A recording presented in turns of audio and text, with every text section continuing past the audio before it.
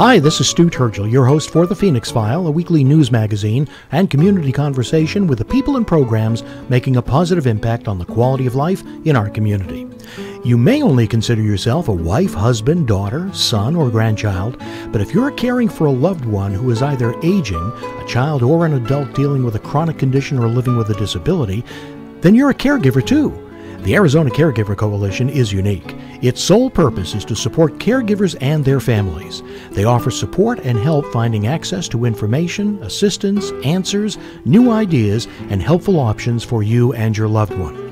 On tonight's edition of the PHOENIX File, Cindy Findley, Executive Director of the Arizona Caregiver Coalition, will introduce us to this exceptional caring organization. That's coming up next, right here on Radio PHOENIX, where the Valley comes to talk, sing, connect.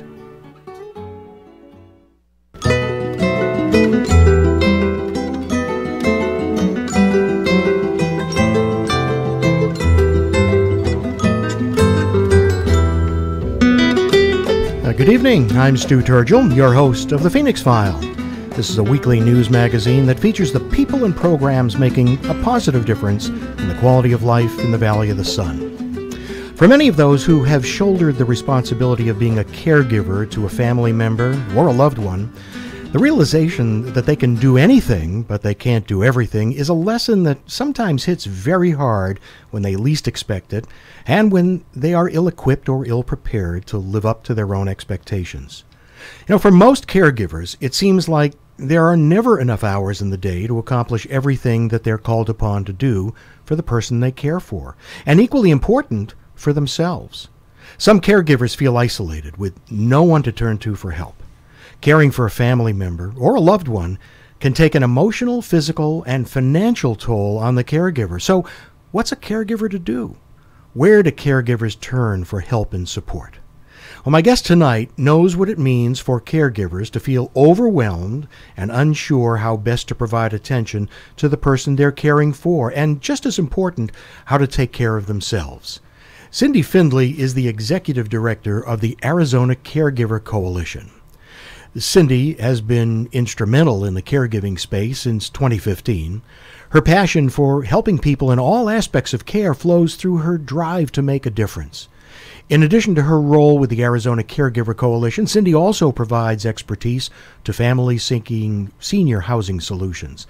And Cindy's also a founder of AZ Dementia Care and Elder Living Alternatives. Cindy Findley, thank you for being here tonight, and welcome to the PHOENIX File. Thank you, Stu. I love your intro. And you're right about caregivers. I mean, most people don't realize that they're a caregiver until a tragedy happens. Right, they figure it out pretty quickly. Exactly, right. And they're overwhelmed. Yeah. Well, Cindy, tell us how your organization got started, and describe for us the mission and the vision of the Arizona Caregiver Coalition.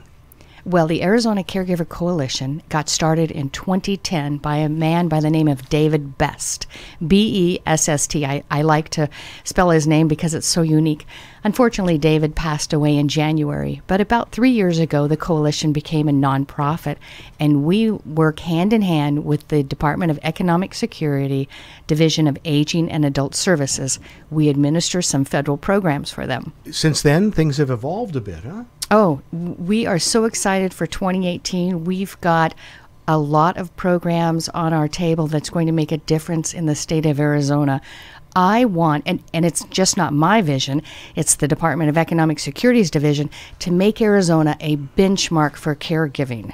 Now, you're a nonprofit organization. Correct. But you kind of live in the space with the Department of Economic Security, right?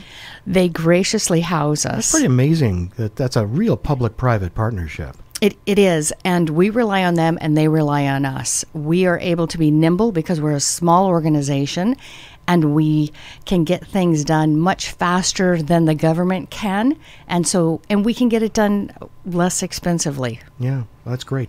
What led you and motivated you to devote yourself to issues of seniors who are challenged by dementia, those struggling to find adequate living opportunities, and the support of their caregivers in general?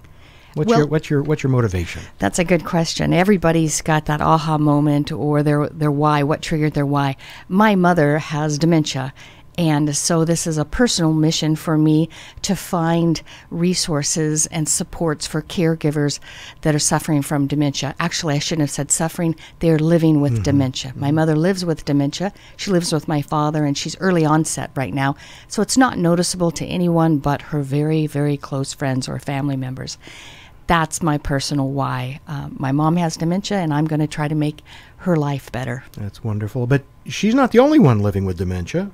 Your dad is living with her dementia. You're living with her dementia. So it certainly goes beyond just the person that's the focal point for all the caregiving that we want to talk about tonight. Stu, you are absolutely right. Dementia is generational. It will change the relationship that I have with my son's relationship with his grandparents. And as Dr. Pauline Boss mentioned, she was just at Duet. It was a wonderful symposium at Duet. She talks about ambiguous loss. It's the loss of a person even when they're there. And that is vitally important to when you're working with people living with dementia. Dr. Boss was more than amazing. And when I was at that symposium and listened to her presentations and learned a lot that day, I sit on the board of directors of Duet, and so it was a privilege to be there.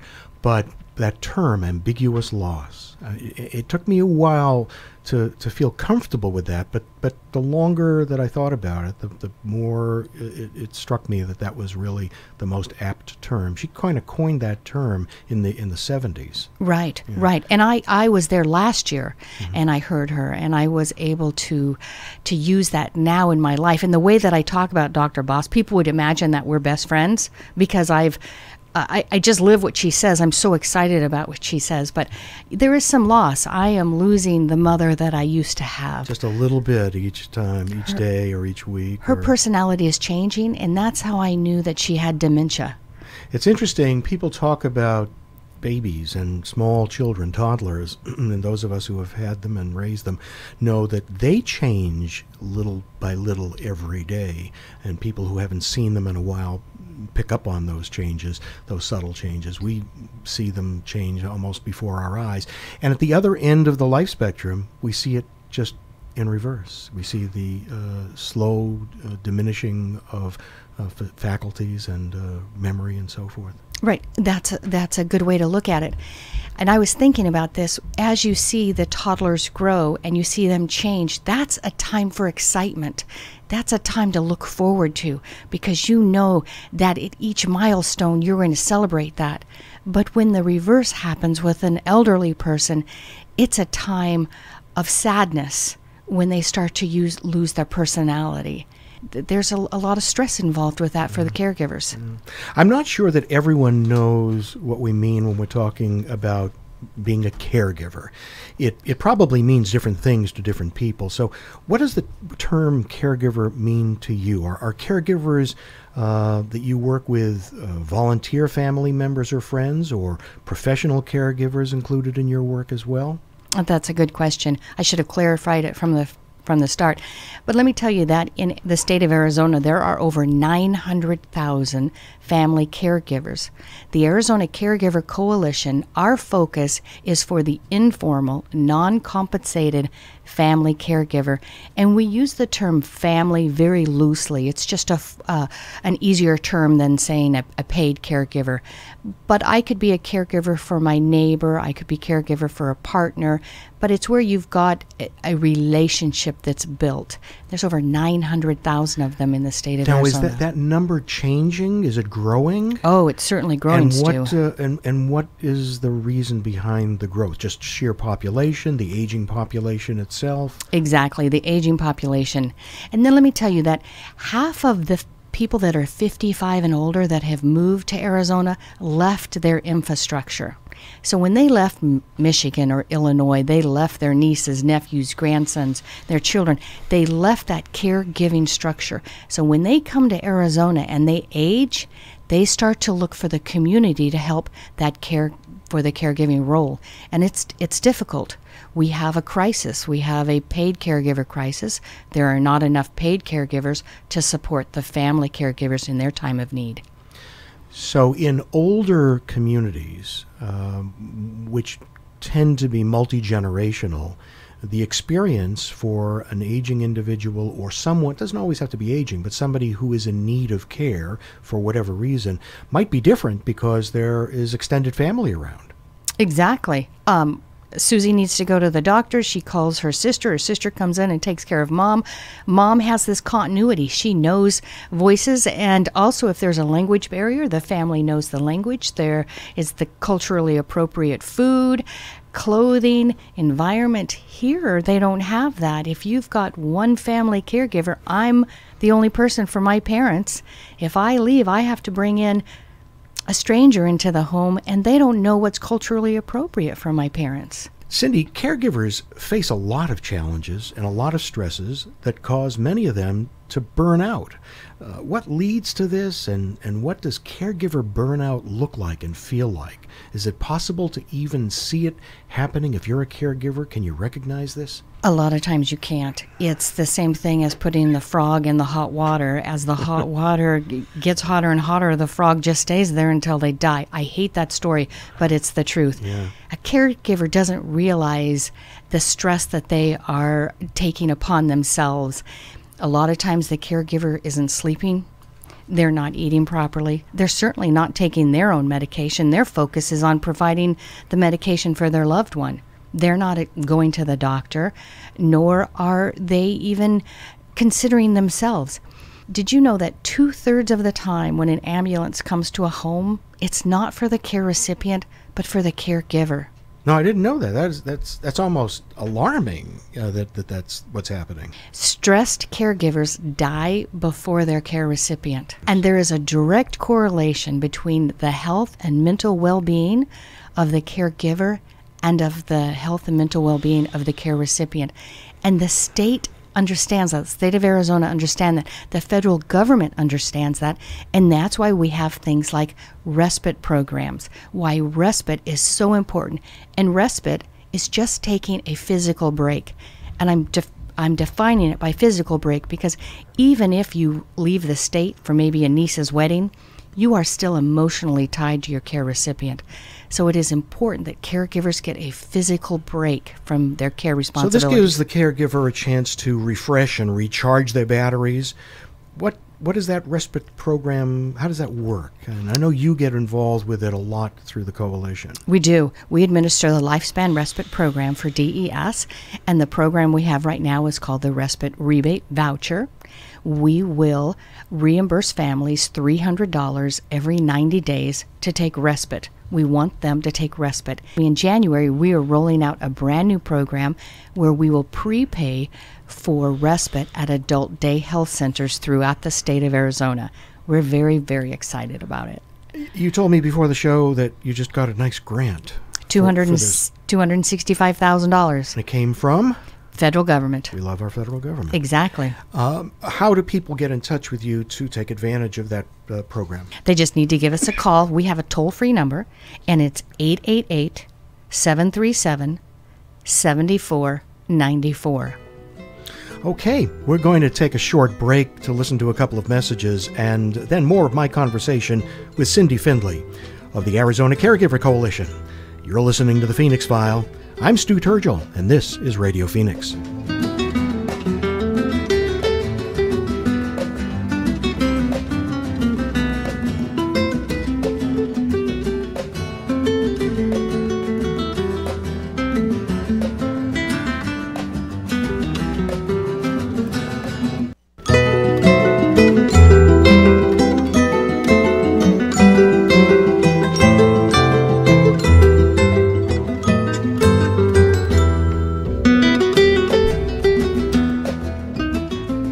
Welcome back to the Phoenix File. This is Stu Turgel, your host, and I'm with Cindy Findley tonight in the studio, and now more of our conversation about the Arizona Caregiver Coalition. Cindy, during the break you told me you had a story you wanted to tell, so tell our story. Okay, we got a call. We have a call line. I've got trained volunteers that answer the phone, and I like to tell people we're like the Google for caregivers because our mission is to provide caregivers with resources and support. We got a call from Sylvia in Yuma, and she said that she'd been taking care of her mom for over 5 years and wanted respite. She desperately needed a break. So we sent her the information. We sent her the information on a Wednesday, so she must have gotten it on a Friday. And the following Tuesday, it came back to my office, and she'd already filled out the forms. I thought, gosh, that's that's odd. I was very suspect. So I called Sylvia, and I said, Sylvia, I see that you went through all of your respite rebate hours in a weekend. Can you tell me about that? And she said, I went someplace, and I didn't have to wipe anybody's mouth. Oh. Somebody asked me if I wanted water. They cooked my steak medium rare. I took a bath, and I gambled for 6 hours. Respite must mean different things to different people, but for Sylvia, that was something that she really valued. Right. And of all that, what she valued the most is that the next morning she got to wake up natural. There was no alarm. There was no person walking the halls, and she had to get up and take care of her. But she was so excited and started to cry, and I could feel that the stress she felt refreshed. So she was ready to go. And I said, Sylvia, let's do it again in 3 months. Let's do it again. Go gamble for 6 hours. Go have a steak.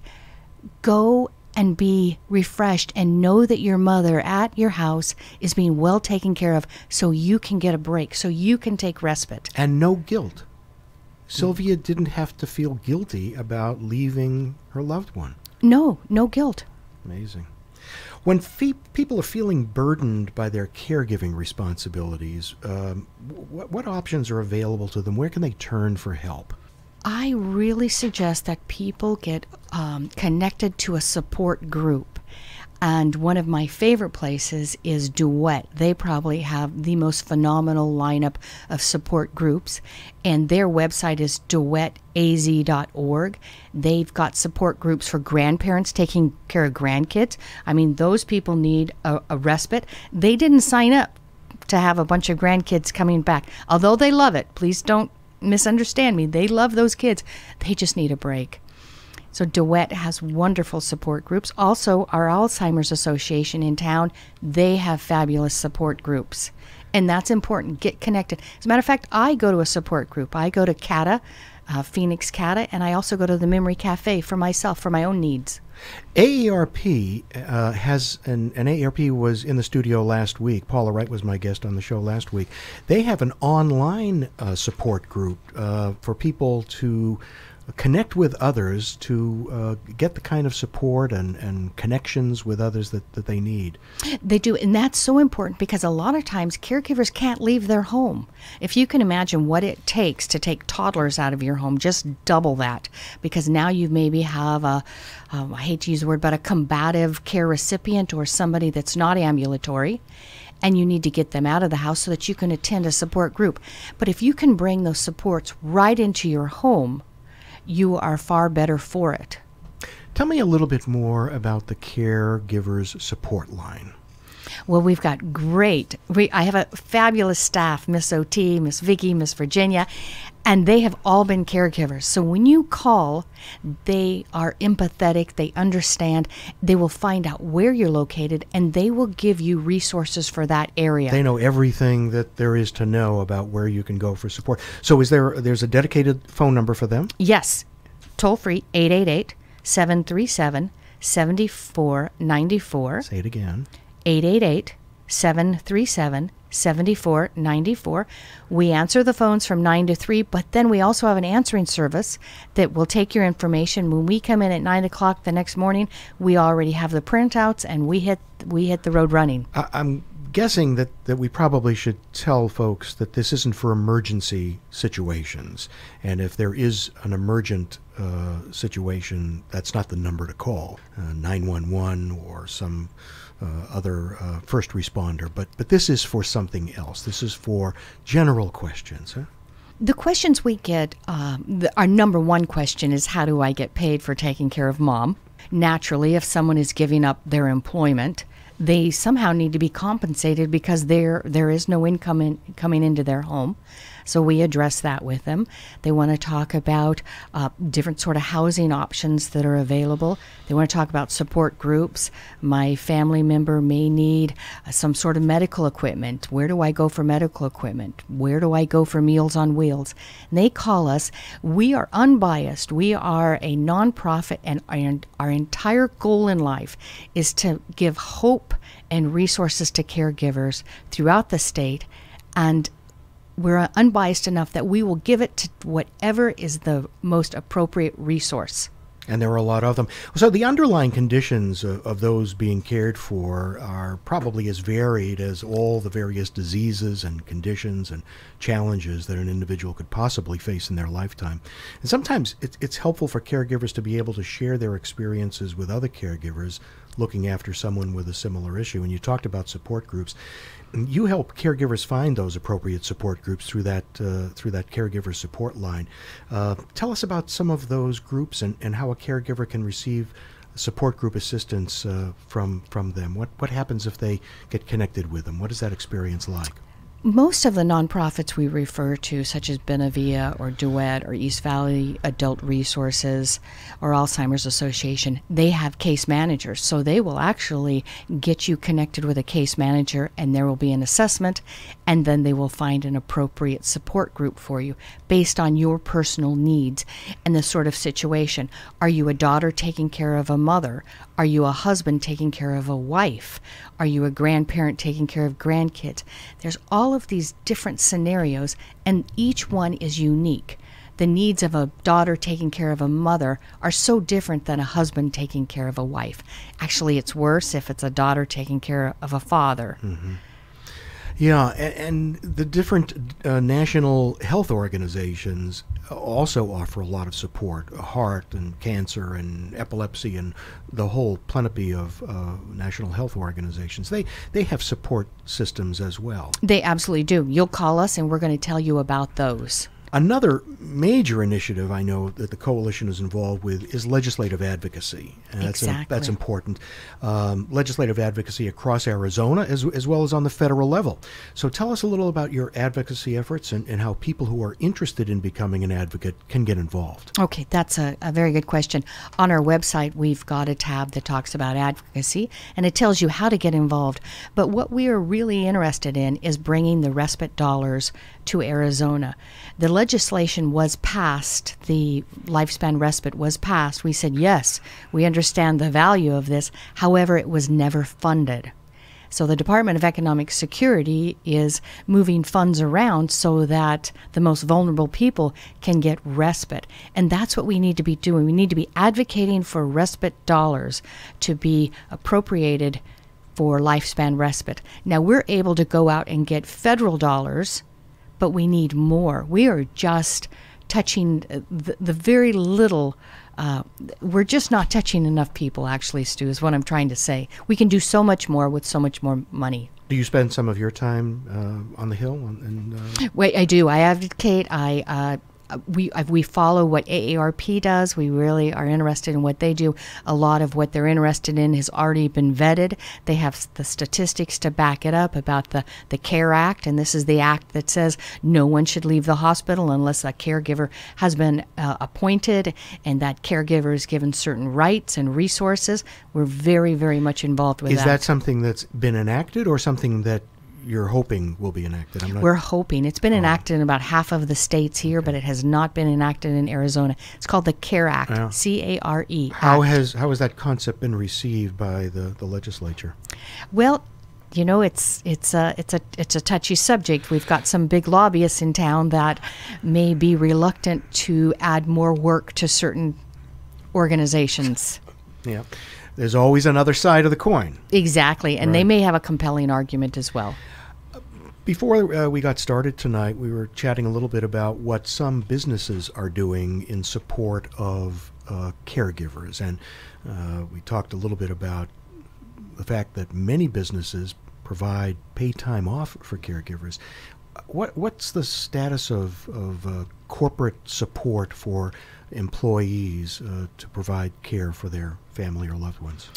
Well, Stu, I think that they're realizing that this is extremely important, especially as our society is aging, that more of us are caregiving. Half of anyone over the age of 45 is a caregiver.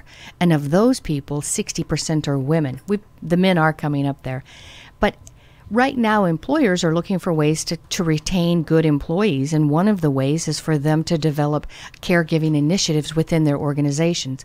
I'm just going to call out Deloitte. I mean, Deloitte is a financial business. Everything they do is about numbers, but they give up to 16 weeks of paid time off annually for caregiving.